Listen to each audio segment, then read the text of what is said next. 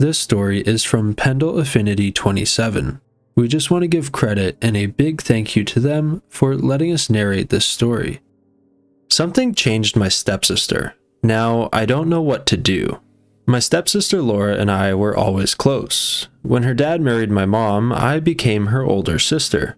She was the only girl in her family and was thrilled to finally have a sister.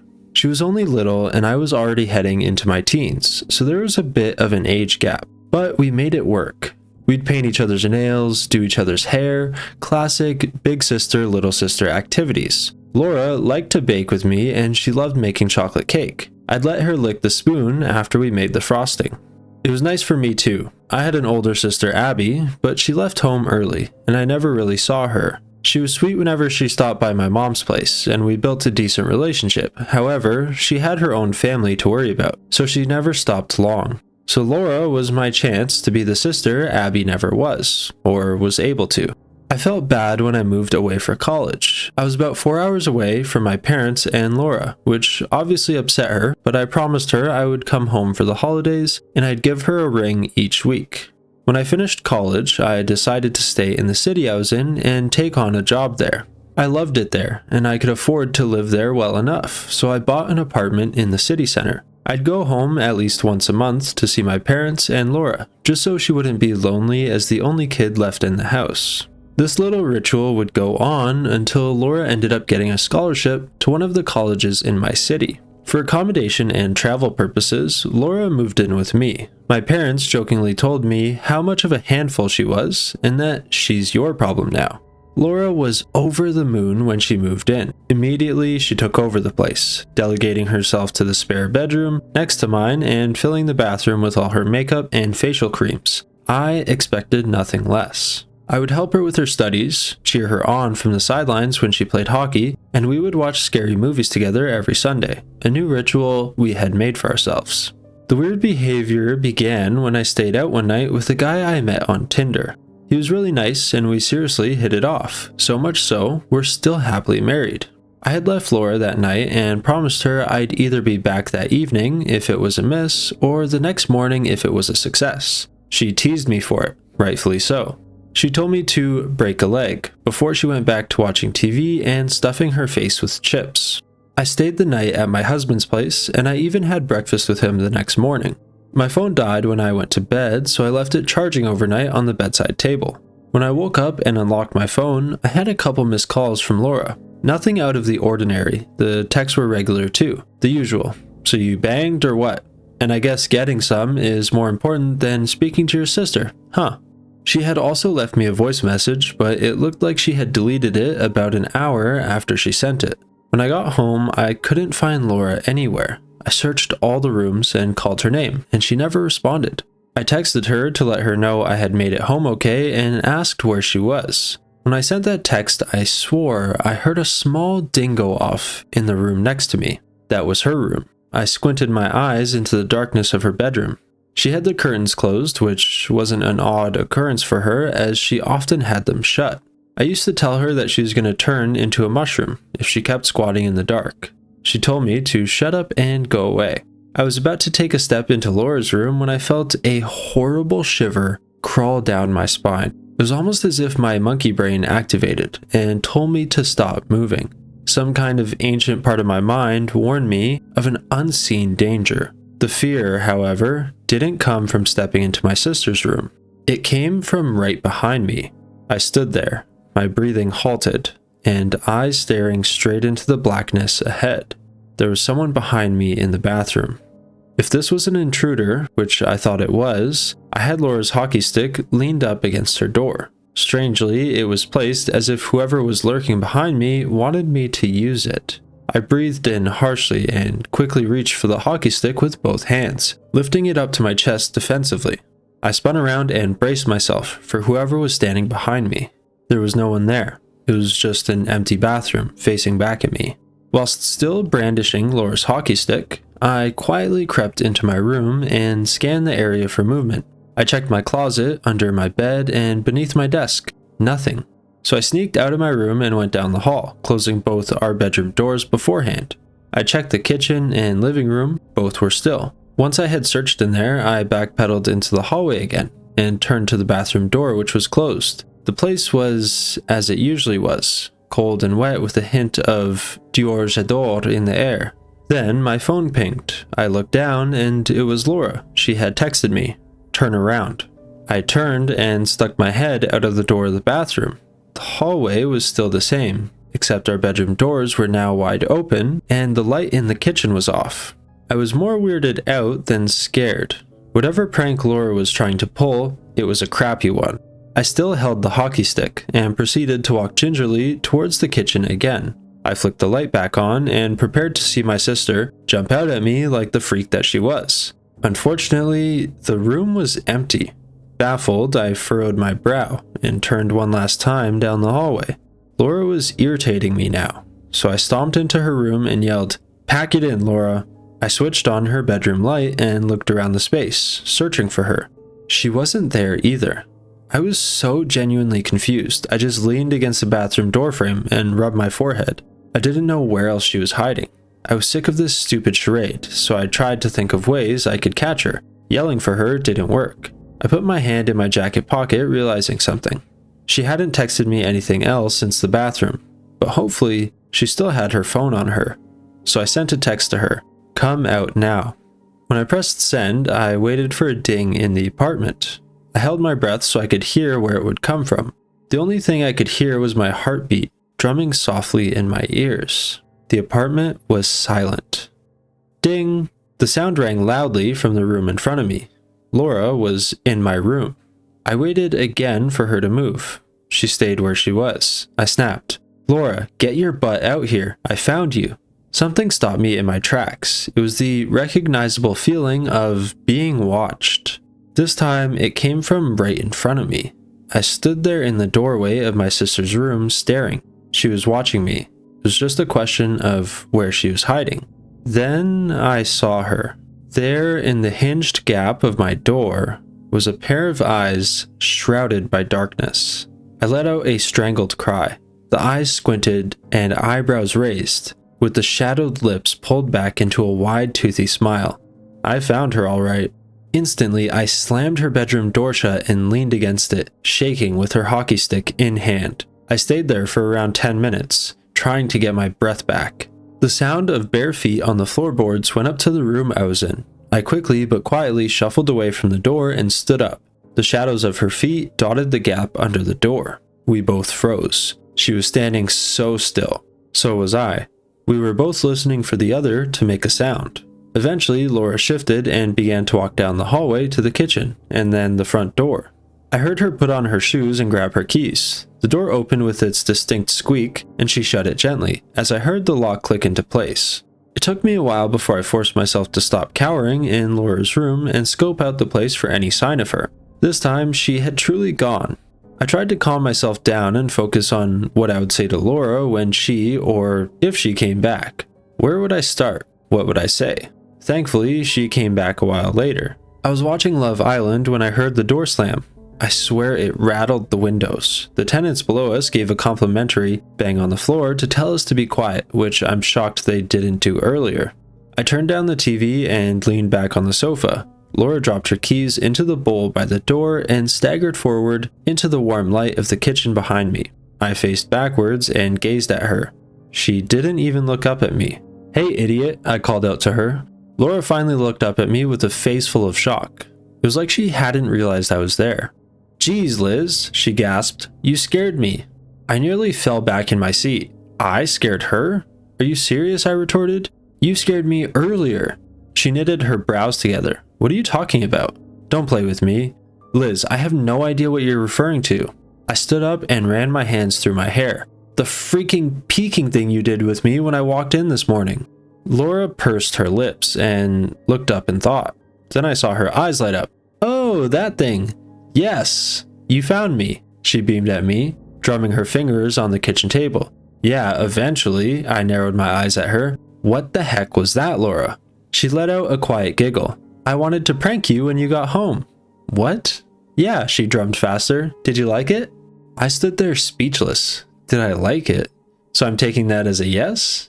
Laura was grinning widely at me, fidgeting fingers now, still on the tabletop. I thought you were an intruder, my voice rising. I could have hurt you. She shrugged, but you didn't.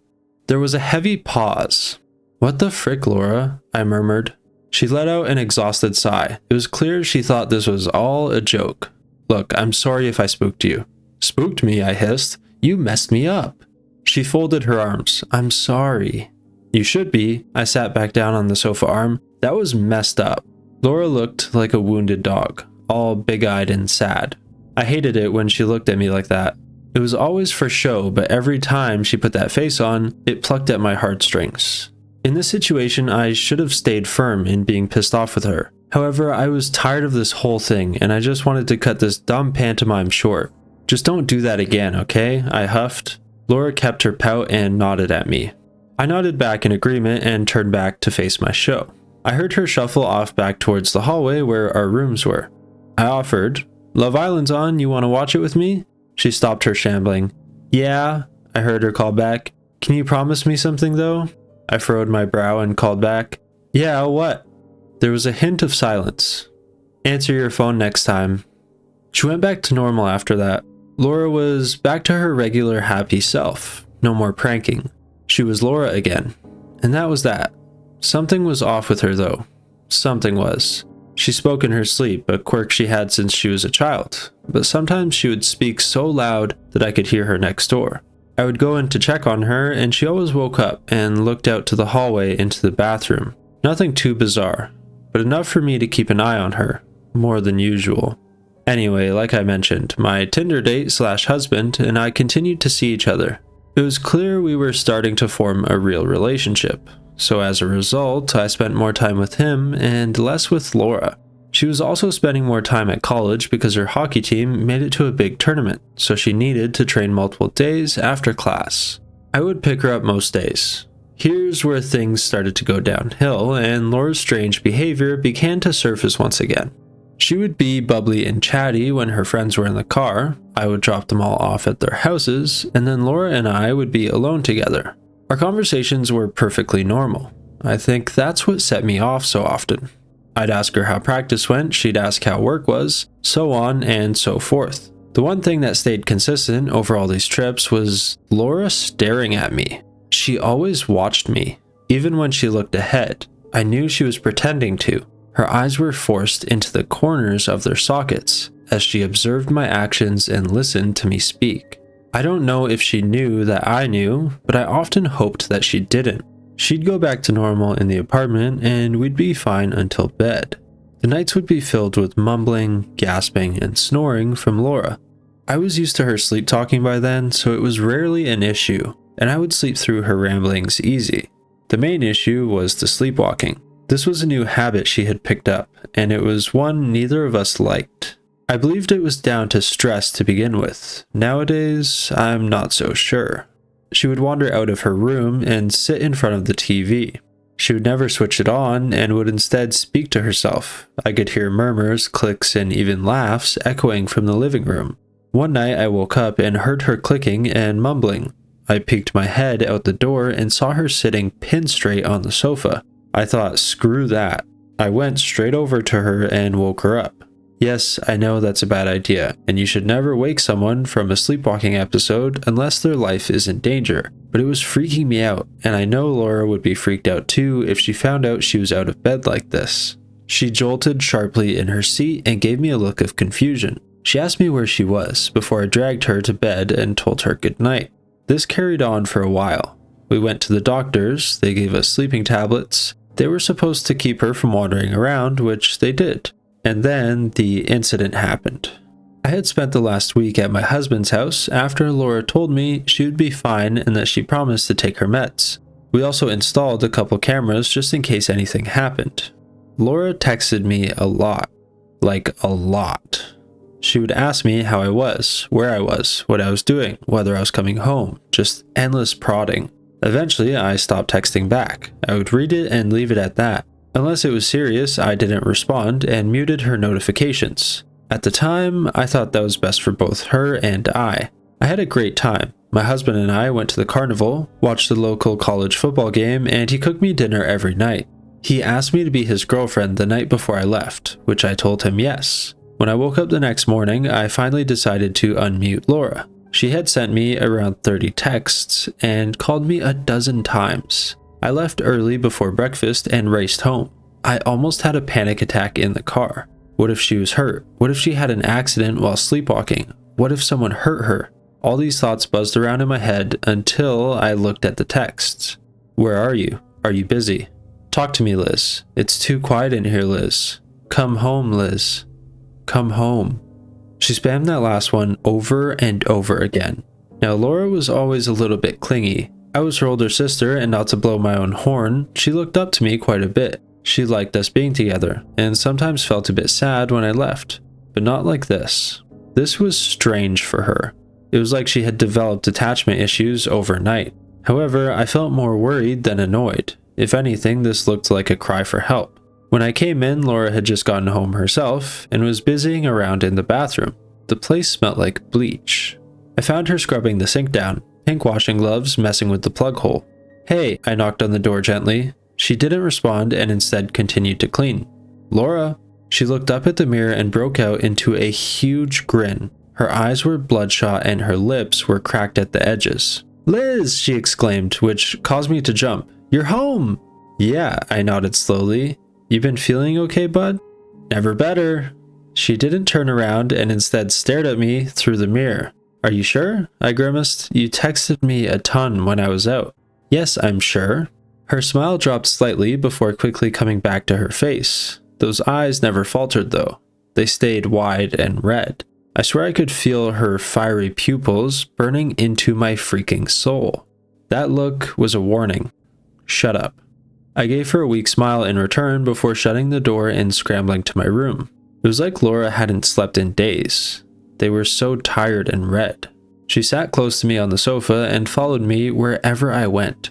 She was like my shadow that evening. She never touched me though. She just stayed quiet and stayed uncomfortably close. Something definitely happened to Laura. I don't know what, but it messed her up. I had to help her, even if I was terrified of what would happen. I still can't believe it got to the point where I was scared of my own stepsister.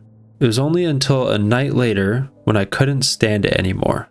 After a day of trailing behind and watching me, Laura and I were sat in the living room, watching something. Some kind of trashy reality show. Anyway, I turned to her and I saw her face. She looked odd, like real uncanny valley. It was like her eyes were too far apart. Her nose was too long and her lips were too thin. All her proportions were wrong. Her skin looked stretched too, like it had been pulled back. It reminded me of a botched facial surgery. Laura's eyes bored straight into mine.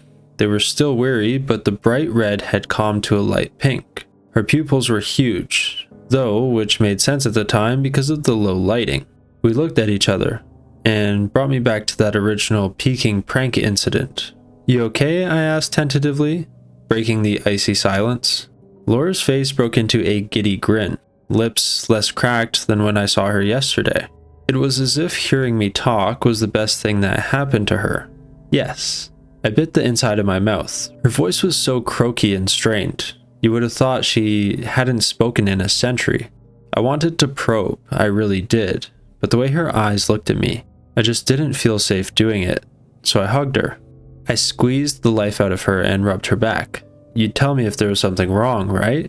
Laura stayed quiet and raised a wobbling hand to my back. I didn't feel her breath on my neck, even though her chest was raising softly. Yes, still in that horrible throaty groan. I sighed and pressed a small kiss on her head. You know I love you, right? She stopped rubbing my back and held her hand on the back of my neck, fingers wrapped around in a claw. Always, she rasped. We went to bed late that night. I stayed up watching horror movies with Laura. She seemed so normal when we watched them, like the old Laura had come back. I heard her take her sleeping meds and shove them back in the cabinet. She flushed the toilet and opened the door with a grimace of disgust. I didn't realize they tasted that bad. When she wandered off to her room, I went into the bathroom and closed the door. I opened the cabinet next to the mirror and grabbed the pill bottle. She had been taking her pills, much to my surprise. I kept my door open in case she ever got up. I knew she wouldn't because she took her meds, and she shouldn't have gotten up at all. I snuggled up in bed and went on my phone. My husband texted me, so I texted him back, sending each other sweet messages. In the corner of my eye, I saw a red dot popping on and off. Curiously, I faced the crimson light and sat up in my bed. It was a camera I had set up when I left. I had forgotten about those. They were all connected to my phone, so I could see Laura wandering around when I was gone. There was one in each bedroom, the hallway where the bedrooms and bathroom were, the kitchen, and the living room. Man, I had forgotten all of it. I decided to check in the morning with Laura. I thought we'd be better watching it together than behind her back. It was silent that night. Laura was fast asleep, and so was I. I think it was early morning when I woke up. It was very cold. I was shivering in my bed. That's how cold it was. Scowling, I checked my phone. 3-something o'clock. Suddenly, the feeling of being watched had came back again. The hair on the back of my neck raised. A frosty shiver ran down my back like fingernails, scratching down my spine. I felt pure dread. Utter dread. It hung low and coiled in my stomach, making me feel sick. I had to turn around. I had to turn and look. I'd be stupid if I didn't. It could have been Laura sleepwalking, although I wished it wasn't. So I pressed the flashlight icon, which shined brightly. It made me wince, and I tried to adjust to the light. When my eyes turned themselves to the darkness, I stayed on my right side and shone the flashlight at the wall. The dread just mounted and mounted. It built up so much, I nearly threw up simply lying there. At last, I turned onto my left side and flashed the light at my doorway.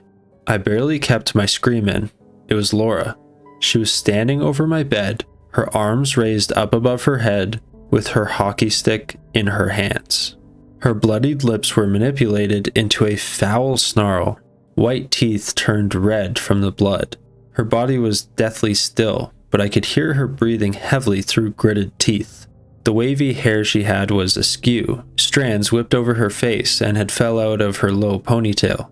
Her eyes were bright red. It was as if someone had sprayed claret dye into them, staining them an awful color. The pupils were blown wide, almost encompassing the irises. The light was bouncing off them. They were so wet and watery, like someone forced them open against her will. She didn't even blink once. Laura looked like she had been caught doing something she wasn't supposed to, which she actually had. We stayed frozen like that, frozen in fear on both ends. What was she going to do to me? Was she going to beat me to death? I quickly yanked the charger out of my phone and jumped out of bed. She didn't move. She didn't turn to look at me. She didn't do anything. She was a murderous statue. I didn't even care. I grabbed my sliders and sped past her to the front door. I snatched my car keys from the bowl and shoved them into my shorts pocket. I thought I put them in my pocket. Instead, they clattered to the floor with a loud jangle. My heart dropped when I heard a loud grunt echo from my room and the rapid padding of feet. I grabbed the keys and flung open the door, not even bothering to look back. I was almost out into the floor corridor when I felt a sudden sharp pain in my left calf. It was like a dog had bitten into the muscle and wasn't going to let go. The pain was so strong I looked back and screamed as loud as I could.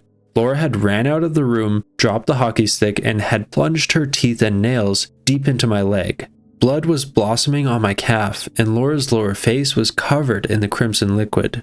Her giant pupils were fixated on my face, with streams of tears gushing down her cheeks. I heard some doors starting to unlock, so I snatched the hockey stick next to her and smashed her square in the face. I had never felt that horrible before. My heart ached as I saw her yelp and let go of my leg. People were outside now, some faces filled with concern, others were horrified. Hands stretched out to me, coaxing me to come inside to their places of solitude. I just leapt to my next door neighbor and they caught me with open arms. I heard her scream after me, begging me to come back. The rest of the night was a blur. I ended up going to the hospital sometime during all of this. My husband came as soon as he could and stayed by my bed. Not even the doctors could drag him away. I was exhausted. It was also because of the blood loss too. I had to have a crap ton of stitches, and I've still got an ugly teeth-shaped scar on my left leg to this day. If you look in the right light, you can see the little indents of Laura's nails where they punctured my skin. The morphine was fantastic, by the way. I see how people get addicted to stuff like it. I never saw Laura again after that. It was like she disappeared. Apparently, as soon as she let go and I ran into my neighbor's place, she practically flew down the stairs and ran off into the night. Police tried all they could. They never found any trace of her. That was it. I failed. My little sister was gone. My only job was to protect her, to be her older sister. I couldn't even do that. My parents were angry at the start, of course, but when they heard what happened, they were distraught. I told them what she did and how bad I felt that I ignored her for so long. My mom apologized to me. She broke down crying with my stepdad comforting her. They were tight-lipped for the whole day. Every time I tried to ask if they knew more than they were letting on, they just shushed me or changed the subject. They knew something. So I cornered my mom in the kitchen a week after the incident and demanded she tell me what happened. I threatened to cut contact. This was harsh, but I had to know if they were hiding things from me. She bawled. I'd never seen her cry so much before. According to Mom, Laura had gone off like this before, when she was younger and I was in college. She would follow people and stare at them. She would hide places and watch people. She would growl and hiss at each of my parents, sometimes clawing at them when they got too close. It was as if she went feral when I left. Then, when I came back, she would shift back to her normal needy self. I walked out. They freaking knew she wasn't right and they dropped her on me. Looking back, I see why. They should have told me though. They needed to let me know. Sometime later, I went back to my flat to pick up my stuff with my husband. I was going to move in with him, so I just wanted to grab some stuff before the big move happened. Luckily, Laura was long gone. Still, we stiffly put some clothes in my duffel and called it a day. When I was there, I saw the cameras and realized that they were still on. I checked them with my husband that night. Laura was chilled out most of the time. It was weird seeing her this way after all that happened. When I left, she wandered around. Sometimes she would walk back and forth in a random pattern, entering one bedroom, then the next. She would stand in the hallway and face my room too. She would be wobbling back and forth, mouth wide open and drool dripping from her hanging tongue. It would go on for a couple minutes at a time, and sometimes even hours. No wonder her lips were cracked. She never blinked either. This was clearly because of this statue routine. It was sickening seeing her eyes go from a tired pink to a vivid red over that period of time. Her second favorite place would be her room. She would sit on the floor facing her closet door, whispering indistinct nothings to the empty wardrobe. There were times she would let out cut-off giggles and hisses in between the mumbles. The thing I hated the most was when she sat in front of the cameras and stared into the lens. Her eyes were watery, and tears fell in rivers. One time, she pressed her eye up to the lens and stayed like that for an hour. It was like she was trying to spot me through the kitchen camera. My husband shivered next to me and held me closer as I fast-forwarded the footage. I also found out that she wasn't taking her sleeping pills. Laura would leave the bathroom door ajar. I could see her open the cabinet. She would take 2 out and stand in front of the toilet. I saw her throw them into the bowl before flushing. So that's how she was still up at night. Then, the evening before I was going to come home, Laura did something that made me gag. She had sprinted to the bathroom, clutching her mouth and stomach. She busted open the door and crouched over the sink, her back popping and shuddering as she heaved. After she was done, I saw her put her hand up to her mouth. She leaned against the sink and shoved her hand down her throat and began to pull on something. Her wet eyes rolled back and her shoulders rocked violently. Then she lifted her hand from her mouth and pulled out what was lurking in her throat. I zoomed in and my husband covered his mouth. She pulled out a long, thick string of black hair, covered in saliva and mucus. It was so soggy it wrapped around her fingers, clinging to her nails like thin tendons. My sister was blonde, so how the heck did she get that hair in her throat? Laura flung the nasty ebony hair behind her into the sink. She spun around and I heard her turn on the tap. The water spilled over the edge and dripped onto the floor. She switched it off almost a minute later, delayed in her actions. Stillness returned for a moment before she grew angry. Laura let out an ear-piercing screech of agony and fell to the floor, banging her fists against the white tiles. She clawed at the ceramic and howled in despair, calling after me in a desperate wail. It was disturbing to see her this undone, to see her this furious. She begged and prayed for me to come home, the cries only getting louder and louder until she faced the camera I was watching her from. I jumped back in my seat at the sudden change, and I recoiled even further when she crawled on her hands and knees towards us.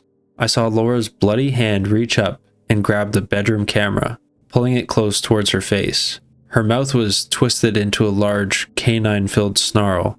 She stared straight at us, eyes narrowed on us like a shark going for the kill. She spoke in a tone so sharp and threatening, it could have cut through silence. "Why did you leave me, Liz? You leave your family for a worthless man?" She spat venom laced in every word. "I'll kill him for you." Those freakishly large pupils swelled in her eyes. "I won't let him take you away from me." We sent everything to the police, and they continued their search for her. They never found anything. I ended up spending the next few years of my life fearing her reappearance. I don't like to say fear, but that's the best way I could describe that feeling. Who knows what she would be like after being separated from me for that long? The wretched thought hid in the corner of my brain for years. Yesterday, it all changed. I was reading in bed at home with my husband by my side when I got the call. The police found her. They actually found her. She was crouched outside my old apartment, pale and thin. They couldn't believe it. After all this time, she was back. She was placed into the local hospital for malnutrition and injuries sustained to her face and body. I called my mom and stepfather as soon as I was able to. They acted as if they cared, that they were glad, but I saw through that facade like a glass house. They weren't happy. They were freaking petrified. I saw the picture of her. She was dressed in a white medical gown and had her frail arms laid down by her sides. Her head was resting on a pillow, crusty eyes shut. Scratches littered her face, some formed as pink scars. Her pale, ripped lips were split open. She looked so fragile, yet so peaceful. Much different from the girl I tussled with years ago. I cried. I cried until my throat was sore and my eyes went dry. She literally took a chunk out of my leg and tried to kill me. Why did I feel so relieved? I think it's because I know deep down that she needs help. Back then, that was a young girl who needed help. Help I wasn't able to give, but others can. I'm meeting her tomorrow. Obviously, I'm heading there with my husband. God forbid I go alone. I don't know what she'll do. The only thing I keep hearing from the police is her one droning request. She keeps saying, "Need Liz, come home. Need Liz, come home." I almost don't want to see her, but I know I must.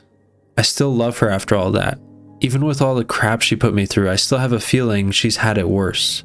Laura's my baby sister, and it's my job to look after her. I'm also probably the only family member who cares about her. I do. I always will. If Laura needs me, I'll be there. I just hope she goes back to being her again. I have to. Part 2. Hello everyone, I just want to thank you all for being so understanding of my situation and offering ideas of what may be the cause of Laura's condition. I also want to apologize for the late response. Things have happened and I've tried to process them as well as I can.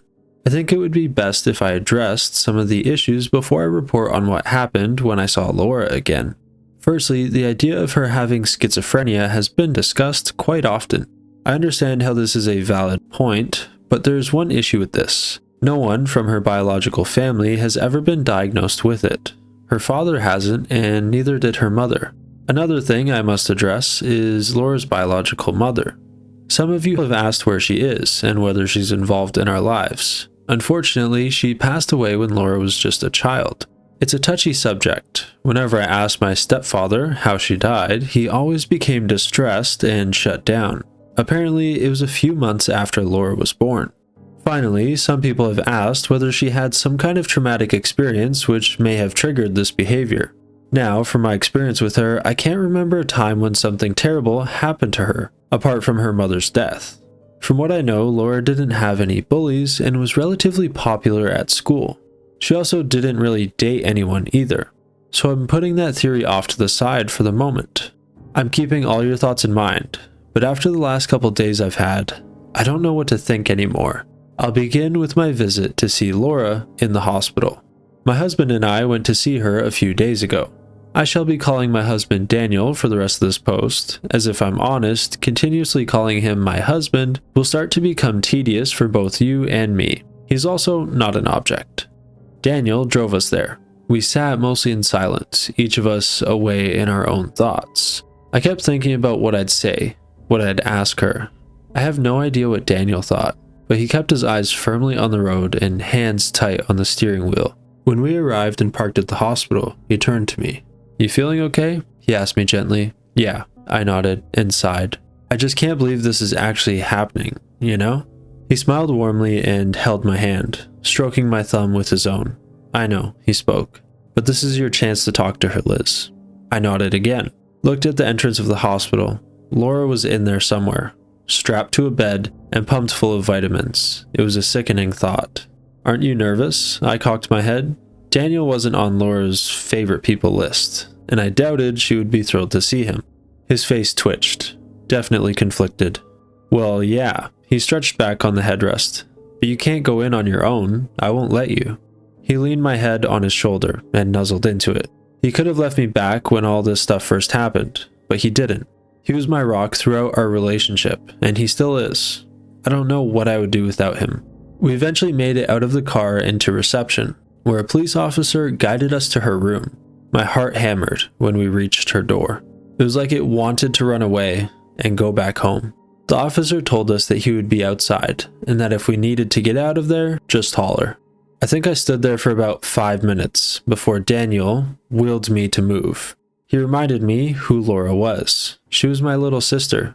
It clicked in me that he was right. This was Laura, the girl I grew up with, the girl I took to every hockey game, and the girl I loved with my entire heart and more. We thanked the officer, and with our hands interlinked, Daniel and I opened the door. I let out a sob when I saw her. I thought she'd look different. I thought I wouldn't recognize her, but no, that was Laura. She had an arm strapped to the bed with a pair of cuffs, like she was going somewhere.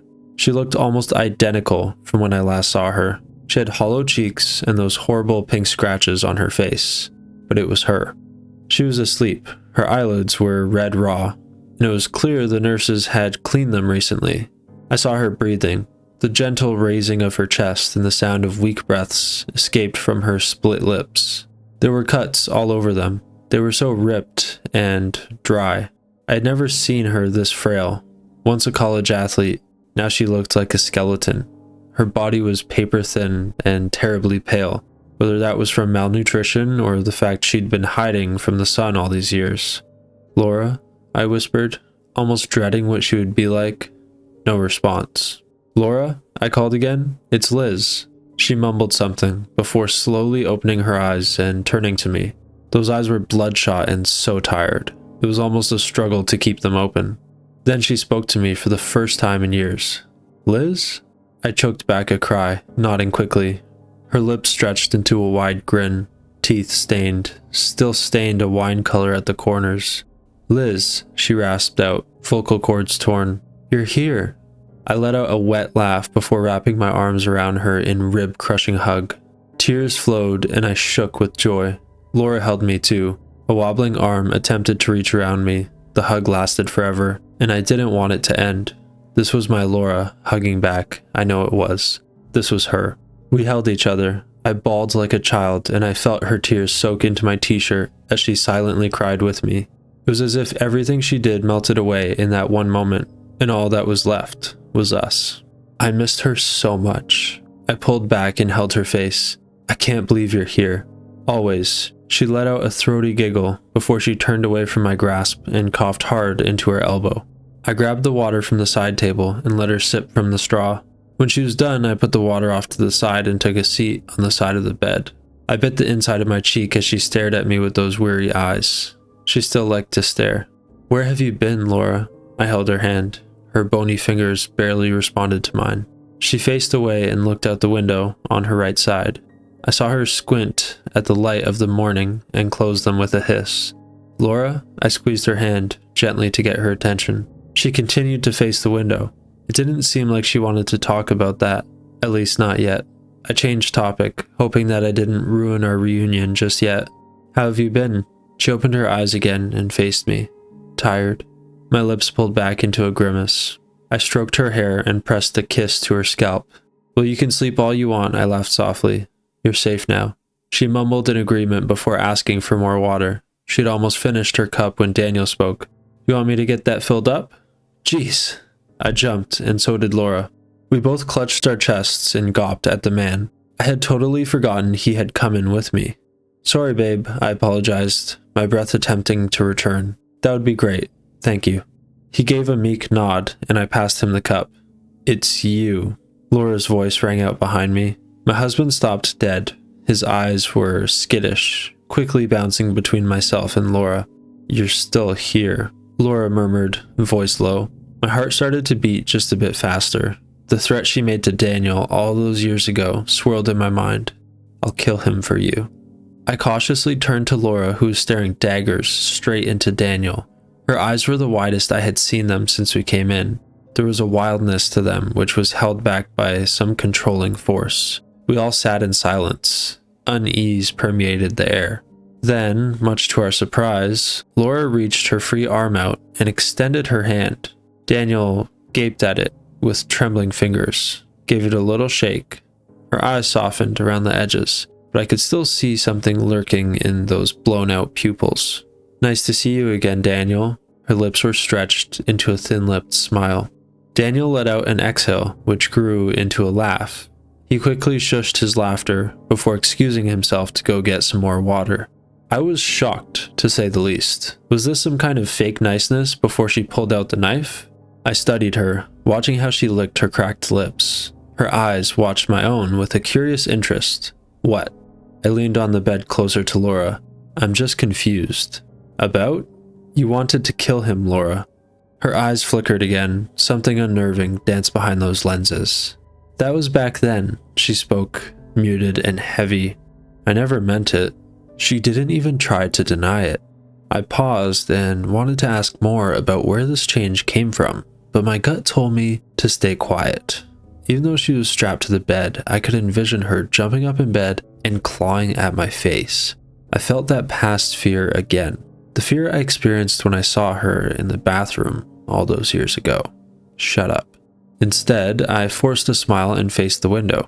It was bright outside. We were on the bottom floor, and I could see various patients with their families returning to their cars. I waited so long, Liz. Laura broke the dense silence. What? I faced her again. Why didn't you find me? Find you? She nodded, neck too sickly to fully contribute to the action.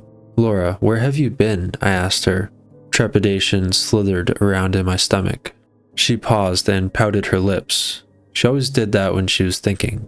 Then she faced me again and gave me a closed smile. I thought you were more observant than this, Liz. I stood up. More observant? Laura, my voice wavered. Where have you been? She watched my reaction for any sign of understanding. When I clearly didn't get where she was coming from, she motioned with her eyes. They rolled around in their sockets, going around in a circle. They went up, down, left, and right. I watched in horror as she smirked at my confusion, and she uttered one single word. Everywhere. We left shortly after that. Daniel and I didn't speak much either. I think we were both stunned over the day's events. I saw him watching the old footage I had saved on my laptop. It was the last chunk from Laura's old room, when she threatened him. He looked so baffled at the prospect of her not attacking him, which I also felt to some degree. I don't fully believe she's being honest. Woefully, the next day was probably worse than the day before. Even as I'm writing this, I have no idea how this happened, but it did. It freaking did. Daniel and I were both cuddled up on the sofa, watching a documentary. It was on the ocean, actually. Daniel loves stuff like that, sea life and aquatic exploration. I'll never know how, being deathly afraid of the deep blue, but I have a fondness for his obsession with it. Anyway, the documentary was talking about tiger sharks. Very specific, I know, but it's just a key part of my memory. I thought I heard a knock at the door. It was barely a tap, but I swear I heard it. I told Daniel and he checked the front camera on his phone. No one was there. We shrugged it off with the wind as a smidge of paranoia on my end, after what happened the day before. It was a no-brainer. We continued to watch when I heard a knock again. It was sharper this time, far more distinct. Daniel heard it this time and was about to go check the door when I stopped him. "Check the camera first," I told him. He sat back down and looked at the camera. Still nothing. "There was a knock, right?" he asked, continuing to stare at the camera. "Yeah," I pouted. We shook it off. There were so many logical reasons for the knocks. It was an old house. You could hear someone walking downstairs, clear as day upstairs. Creaking was also a regular occurrence with the floorboards and everything, so it wasn't too outlandish that the door was making noise because of its age. What we couldn't pin down was what happened next. There was a knock at the back window. Firm and clean. 3 distinct taps. Tap, tap, tap. Daniel shot up in his seat. I was going to pause the documentary when he grabbed my wrist and shook his head. He raised a finger to his lips and went back onto his camera. The back camera wasn't loading. The feed was gone. He breathed in and whispered in my ear, tickling the shell. "Go upstairs." I opened my mouth to retort, but he shushed me and pointed to the window.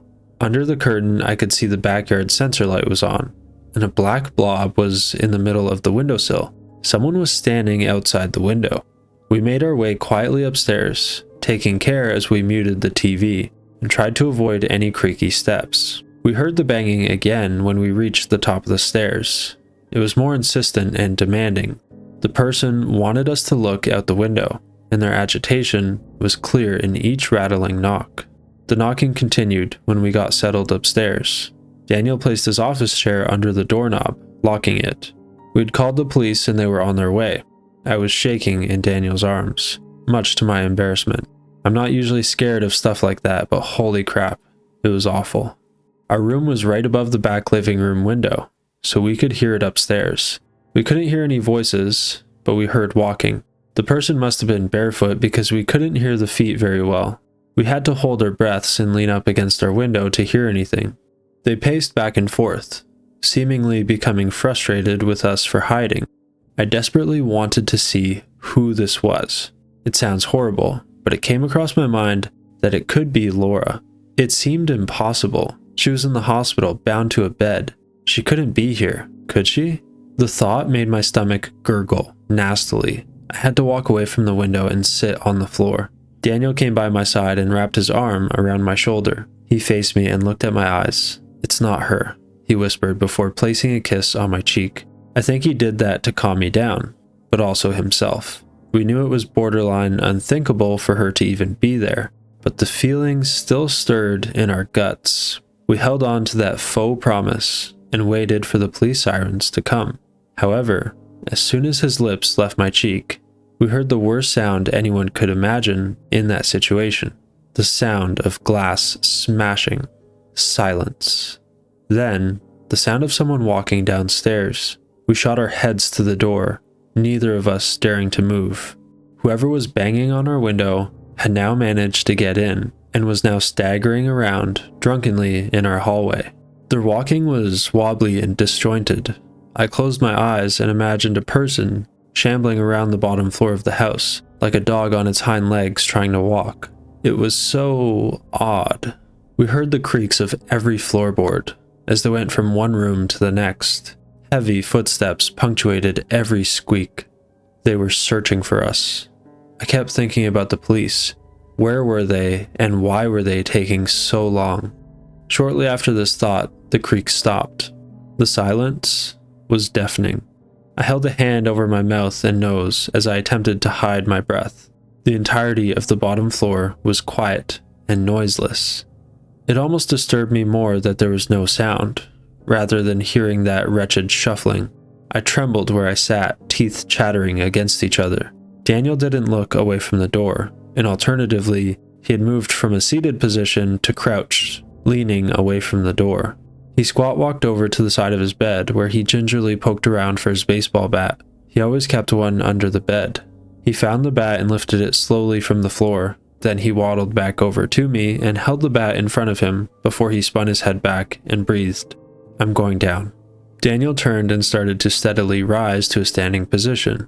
Before he could stand up, I snatched his shoulder and yanked it back. He looked at me with an addled expression before the next round of woody groans echoed through the house. The person downstairs was now making their way up the stairs. We froze. They were walking at a fragmented pace, each clumsy foot stomping against the wood steps. The intruder tripped on one of the bottom steps, and we heard them land on the deck with both feet. They then continued their stringed-out journey up the stairs. It reminded me of a child walking up the steps for the first time. One foot on the step, then the other. Once both feet were on the step, they'd move on to the next. It was achingly slow.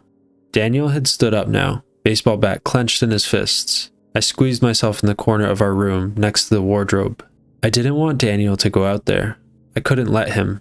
Daniel kept on looking back at me, giving me nods to check to see if I was okay. I nodded back. I wasn't okay though. I was terrified. Eventually, the intruder made their way to the top of the steps and stopped. I could hear them letting out wet breaths. Saliva gargled around in their throat. My heart plummeted when I heard a filthy, hiccuping sound. It was a high-pitched laugh, or at least an attempt of one. It was so foreign and so unnatural. I had to cup my hands over my ears in disgust. If this was who I thought it was, I was going to be freaking sick. It sounded like her. I saw Daniel brace himself as he heard something from outside the door. I meekly removed my hands from my ears and heard the breathing clearer now. It was grating and akin to a rattle in someone's chest. They stood there, wheezing loudly. Neither Daniel or I shifted. The air was thick and foreboding as we stared at the door. I imagined her. She had jumped out the hospital window and made a dash for the house. I thought about how she must have waited so long until the cover of darkness. Then she decided to make her move. Did she plan it out?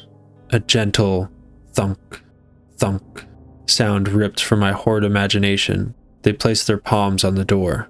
Their fingers drummed against the wood. Miniature taps incessantly thudding in an impatient pattern. I stared at the door's knob, begging for it to stay untouched. Unfortunately, this request was not heard by the intruder as the doorknob to our room began to slowly twist. They took their time, the knob turning gradually like a car wheel. It turned down to the bottom and they held it there. Then they pushed. Luckily, the office door blocked the door from opening as the handle scraped the leather of the back part of the seat. They couldn't get in. Daniel and I both took a sigh of relief. The intruder must have realized that we locked the door, because their calm disturbance became hostile. They ragged aggressively at the knob, the office chair rocking roughly against the door. They let out a quiet grunt of frustration, and the sound of the door banging against the chair grew louder and louder. I heard them throw their weight against the wood, smashing their body into the door in an attempt to bring it down. They needed to get in. I inched up the wall, eyes fixated on the door and the furious figure behind it. Daniel walked backwards until he was directly in front of me. His hands were shaking slightly, but he maintained his defensive stance and continued to shield me. "If anything happens, you frickin' run," he told me with a hushed tone. I stood there speechless. How had it come to this? Just as I was preparing to say "I love you," in the distance, I heard a sound. Something loud and whining. A sound I don't think I would ever be happy hearing. The high-pitched scream of police sirens rang in my ears. The tears already pricked at my eyes as I held my husband from behind, burying my head into his back. Finally, the attack on the door had ceased at once, with the knob back to normal. They knew their time was up, so the intruder scurried across the landing and shot downstairs, floorboards squeaking terribly under the weight. We heard them thundering along the downstairs hallway before the police sirens blocked out any noise. When the police arrived, they sat both of us down in our bedroom and searched the house, top to bottom. It was agony sitting there, waiting. I don't know if I felt alleviated or distraught when they told us the person had disappeared. There was no one inside the house, outside the house, or anywhere near us. They had simply ceased to exist. The house was the same as it was when we moved upstairs. Apart from that, all the doors downstairs were wide open, and the window at the back of the living room was smashed. There was glass all over the carpet. The officers at our house contacted the others that were stationed outside Laura's room. We waited. The crisp crackles from the radio went dead for a moment. A couple of seconds that lasted years. Everyone waited in bated breath to hear the response. A roar came from the little black box on the officer's chest. The other officer on the radio spoke quietly and caused the man in front of us to furrow his brow. He thanked the officer on the radio and rubbed his forehead, dark eyes flickering from one of us to the next. Then he let us know what they found. My jaw hit the floor when they told us what the officers at the hospital saw. What the heck do you mean she's in bed? Daniel had stood up now, face now white. Sir, I'm just letting you know what they're seeing. Daniel brought his hands up to the back of his head, craning his neck up to the sky in disbelief. He shook his head with an exhausted laugh. Look, the window's still locked, and her restraint is still tied. The officer held his hands up in defense. I rose to my feet and placed a hand on Daniel's back. My mouth was dry, but I felt sweat well up on my brow. I was going to be sick. Before I could process it, my stomach lurched and bile raced up my throat. I pushed past the officers and ran to the kitchen, clutching my mouth. I vomited into the kitchen sink. Saliva and acid dripped from my lips. Soon after, a hot hand patted my back. Easy, Liz. Daniel's voice cooed behind me, trying to soothe my nerves. He pressed a kiss to my upper back and huffed. My head couldn't stop buzzing. How? I couldn't wrap my mind around how she could have done it. It had to have been her. That laugh, those noises, it was her. We'd recommend you two stay the night at the station. The officer had walked in after Daniel. You'll be safe there. I wiped my mouth with the back of my hand, tired of the whole situation. You think? I snapped, or tried to. My mouth was still full of vicious spit. Babe. Daniel looked at me with his eyebrows knitted together and lips pouty. I pinched the bridge of my nose and groaned. The police were just as clueless as we were. Gosh, I'm so sorry. I faced the officer with sleepy eyes. The officer nodded. It's fine, honestly. He put his hands in his pockets awkwardly. Just grab any essentials and you can ride with me. We thanked him and headed upstairs to get our phones. The pair of us collected the appliances wordlessly, walking past each other to grab whatever we needed for the night. We rode with that officer to the station. The ride was dull. It was her, you know, I mumbled, my eyes watching the rearview mirror. The officer had eyes like my sister, big and blue. It made me feel ill. The officer peered back. You think? I know it was. I sat up in the back seat. I recognized her voice. Silence returned to the car. Everything all right, sir? Daniel didn't react and focused on the window. Sir, the officer called again. Dan? I reached out a hand and stroked his shoulder. He stayed still. Then he inhaled, exhaled, and spoke. I can't stop thinking about it. I rose a brow and stopped rubbing his shoulder. What? He paused and turned to stare at the headrest at the seat in front of him. She told me it was nice to see me again. An intense hush filled the truck. I thought about that morning. She shook his hand and told him that. She looked him dead in the eye and confessed. She did the same to me too. I can't believe you're here. Always. Where have you been, Laura? Everywhere. What the frick? Where? How? When? There's so many questions. She was there. Looking back, she could have been at my wedding. My frickin' wedding. We haven't stayed at home since. If this was Laura's doing, then it wouldn't be safe staying there for the foreseeable future. Thankfully, Abby's allowed us to stay at her place. Abby and I had grown so much closer since Laura vanished. We go out together often, and I chose her to be the maid of honor at my wedding. It was like she took Laura's place in some kind of twisted and cursed way. She couldn't look after me as a child, but now she could. I think guilt made her take me in. All that missed time and the hapless stuff that happened to me must have played on her conscience. Only one of our kids lives here now, so there's a bedroom and ensuite free for us to use. I couldn't fathom how the situation went downhill this much. I haven't been to see Laura. According to the hospital, she's about to go through a psychological assessment. Who knows what'll happen there? I can't prove who broke into my house was her. I simply can't. From an outsider's point of view, it's impossible. But I know. That laugh was disturbingly familiar and I could hear her. Beneath all those vile gurgles, it was Laura. Even though I have a warm bed and a protected roof over my head, I can't sleep. Not now. Daniel tries to help me sleep, but I know he struggles too. He tosses and turns most of the night. How could we sleep? We can't. I think that's why I keep seeing her. It's certainly sleep deprivation. I know it is. But she's everywhere, just like she told me. I see her on the way to and from work, when I go shopping, Hell, sometimes I even see her at night across the street. I saw her on the way to work this morning. She was standing under a streetlight, face blank and eyes pulsating. She was dressed in the medical robe and kept on flexing her fingers, almost like she was stretching them for use. Her eyes were rosy, blooming with blood. Those long blonde locks were knotted and streaked with grease. The worst part was her mouth. It was thin and pink with dried blood. I saw black lines peek out of her lips. They decorated the two pieces of flesh like pen lines. I think it was hair. I looked at her once, blinked, and looked again. Gone. I swear she's making me go crazy. I can't be crazy, I can't. Every time I saw her, she looked wrong. Eyes too small, then too big. Nose too long, then too short. Lips too wide, then too slim. She was always wrong. The only thing consistent with her appearance was the hair that streaked her lips. It got longer and longer, dangling out of her maw. In the later visions, the inky hair would reach her chin, and then sneak past her chest. When I came home today, I saw her in the backyard, except this time, it felt real. She was wobbling there on the grass, jaw hung open, and jet black strands acted like drool, swinging in the wind. I stared at her from the kitchen window.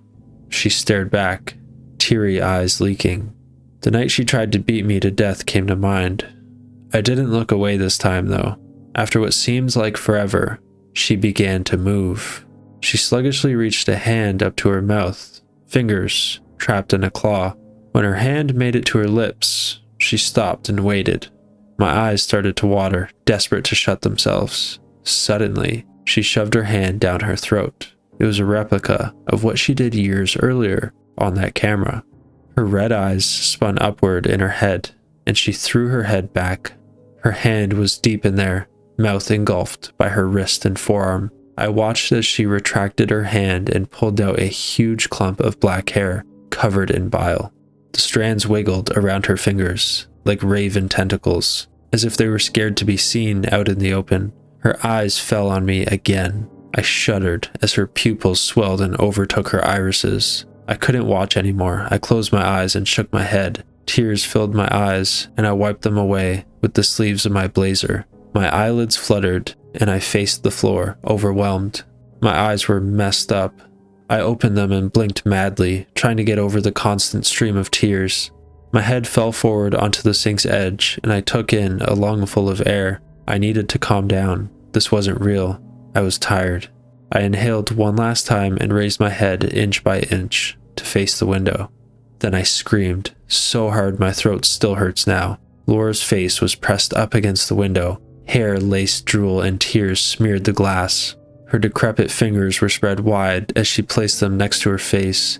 The hand she used to get the hair out of her throat was soaked in spit, and small curls were dotted under the nails like worms. I saw the blue and purple veins streaming through her pasty skin, pulsing with adrenaline. If she pushed herself any further into the window, she would have broken her nose. She smiled at my fear and let out a whine, like a baby seeing their parent after playing peekaboo. Her shiny teeth touched the glass with a light clink. Once I stopped screaming, her grin dropped and morphed into a look of concern. Her eyes scanned my complexion, and her eyebrows lowered.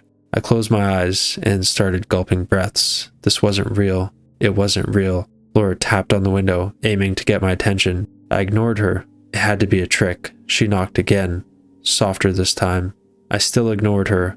After this blatant disregard, the tap stopped. It was silent once again. This too could have been a trick. She could have stopped in order to get me to look. However, I took a gamble and decided to open my eyes. I had to look eventually, so why prolong my terror any longer? As I opened my eyes, I prepared to see Laura's stretched face, still plastered on the glass. Thankfully, Laura had gone.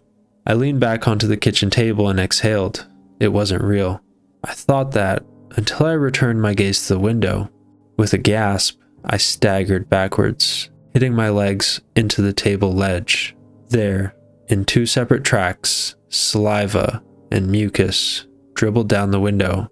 I saw wavy black hair flecked in the liquid as they slipped down the glass at a leisurely pace. Another pair of tracks were above the bottom ones. Laura's tears. I squeezed my eyes shut and shook my head. I refused to believe this was real. My eyes opened again. The disgusting display was still evident, posing as a macabre painting of reality. I spotted something lying on the grass. It was dark and messy. Thin wisps wriggled in the air as to wave me over to come have a look. I knew what it was. The bundle of hair Laura yanked out of her mouth was wafting in the wind. Soggy strands made a congealed mass. I found the courage to slink outside and check the place out. Silly idea, I know, but I saw something. Not just Laura. There was something in the hair, something yellow. I reached the clump and ogled at it. It was a giant hairball. I crouched down and prodded at it. The hair was so thick and squishy it felt like wiry slime. Hidden in that black mush was a yellow leaf. I thought it was paper, but the more I dug, the more it presented as an ochre-colored leaf. It had been rolled like a cigarette, and it unfurled when I pulled it out of that gross thicket. There were some marks on it. I called Daniel and he came home right away. He asked what happened. I told him everything, voice cracking every so often. He listened intently and nodded occasionally. We decided to tell Abby and her partner what happened. They obviously lost their minds and called the police. That leads me to now. I'm currently sat in the upstairs bathroom, typing all this out. The police are downstairs chatting to Abby. Daniel's in bed, finally asleep after all this time. Bless him. I never wanted anyone else to get involved in this, ever. The police are patrolling the house tonight. They'll be outside, watching it for any intruders. Most notably, Laura. Speaking of Laura, when we asked where she was at the time of her reappearance, the police told us she didn't have an officer watching her at that time. They went to the toilet or some BS like that. This is getting ridiculous now. She knows where we live, and if she knows that, she'll know about Abby. Maybe she knew about her from the wedding. All I actually know is this. If she knows about Abby, there's a big chance my big sister's in trouble. I keep thinking this is all my fault. If I hadn't seen her that day at the hospital, maybe we wouldn't be here. If I hadn't stayed out that week with Daniel all those years ago, maybe we wouldn't be here. If I hadn't offered her to stay with me when she went to college, maybe we wouldn't be here. I hid the leaf from them. It was selfish, I know, but I don't think the police will take this seriously, as let's be honest, they didn't even care enough to keep one officer in her room. I want to fix this, and I need to. The leaf had marks on it, yes. They weren't random doodles, but writing. Scratched on the leaf in splotchy deep and red liquid was the phrase, "He hides the truth." It was so random, I kept picking at my brain to find out who she was alluding to. It could have been anyone. Daniel, Abby's partner, even the officer we rode with, my stepfather, who knows? I look at it and I can't think. If anything, I shouldn't be thinking. I should be sleeping. Now there's surveillance on the house, I think it's about time to go to bed. I need my strength tomorrow. Questions need to be asked, and I intend to find answers. I have a chance to right my wrongs, and if that means I interrogate every man I know, so be it.